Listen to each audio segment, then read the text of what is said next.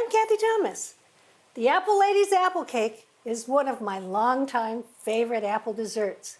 It's a recipe from an apple vendor at the open-air market located in the shadow of the Eiffel Tower in Paris. The cake is like a crustless pie with only enough eggy batter to hold the apple wedges together. I like to serve it at room temperature alongside a big scoop of vanilla ice cream. So first the pan. We want a springform pan, and I think it's always important to check the bottom to make sure it's level and really in there tight. I like a dark finish for this because it absorbs the heat and helps with browning. Butter the interior surface, and I'm pretty generous.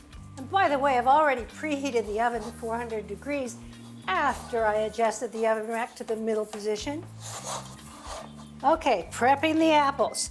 I love this utility knife that comes to a sharp, long point. And I take the blossom end out, angling it towards the center, and then the stem end, angling it towards the center, and then just take off the peel. I think some background music aids in the task of prepping the apples. I like to play Pink Martini, but you choose the tunes. The recipe's from Patricia Wells, who's an American food writer that lives in Paris and has for decades. She writes for the International Herald Tribune. This recipe is from her book, The Paris Cookbook. Now this beauty gets cut in half, and in half again, into quarters. And then I just simply take out the core. I want to get those seed beds out.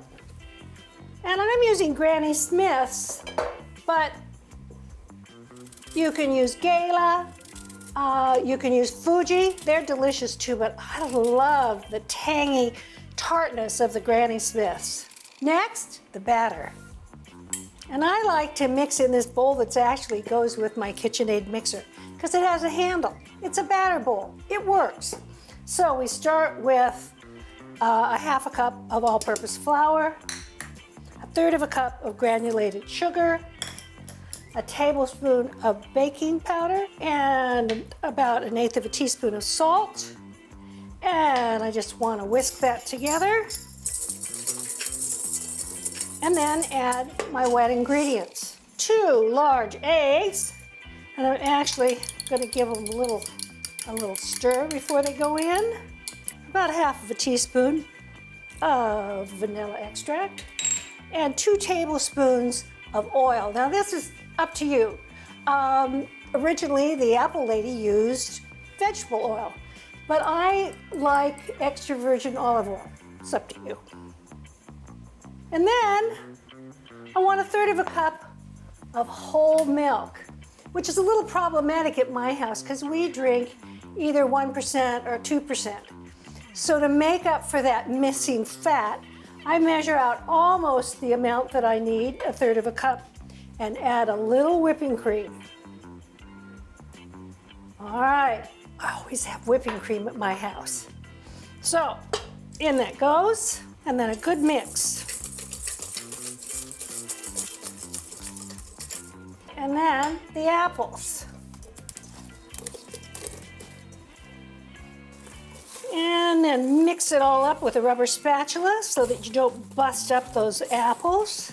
And you really want to give this a rigorous toss to coat them all. Into that prepared springform pan.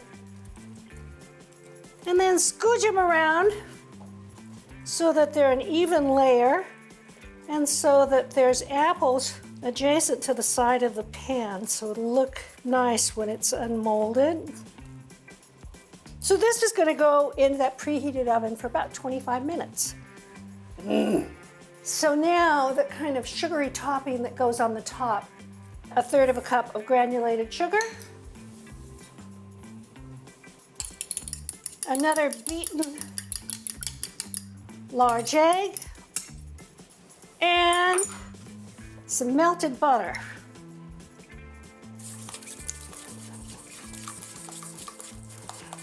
Okay, a little bit of brown on the top, that's nice. Now this topping, I'm gonna spread it over the top. Back in the oven for about 10 to 12 minutes. I want it to be firm and nice and brown. Oh, it looks gorgeous. Look at that, it's beautiful. It feels firm and it's nicely browned on the top. So I'm gonna put this on a cooling rack and let it cool for 10 minutes. I went out in the yard and picked some things in the garden to use as a garnish. So now a dinner knife around the outside edge, and then I just go around and make sure it's clean. And I'll just release the spring, and there we've got it. Is that beautiful? I wish you could smell it. It just smells so good. Delicious. Bring on the ice cream. Here's a quick tip from Melissa's. Roasting broccoli brings out its sweet side. Combine it with buttery Marcona almonds, some sweet dates, and a little cheddar cheese, and you have a delicious salad or side dish. Start by preheating the oven to about 425 degrees, and of course put the rack right in the middle. I'm going to just make a thin cut to take off the very bottom of the stem, and then I'm going to take my little sharp knife and cut it into florets, but rather than being florets without a stem, they've got a little stem on them. So these are going into a bowl, and then about a tablespoon of oil,